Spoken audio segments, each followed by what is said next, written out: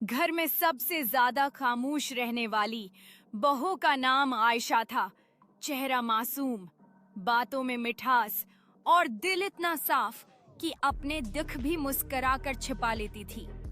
उसकी सास बेगम सलमी पूरे मोहल्ले में अपनी सख्ती और जहरीली जुबान की वजह से मशहूर थी। हर बात पर ताना, हर काम में कमी और हर वक्त बस एक ही शिकवा, मेरे बेटे के नसीब ही खराब हैं, जो तुम जैसी बहू मिली। आयशा सुबह से शाम तक काम करती रहती, फिर भी सास के लिए कभी काफी ना होती। कभी रोटी में नमक कम, कभी चाय फीकी और कभी तो सांस लेने का तरीका भी गलत ठहरता।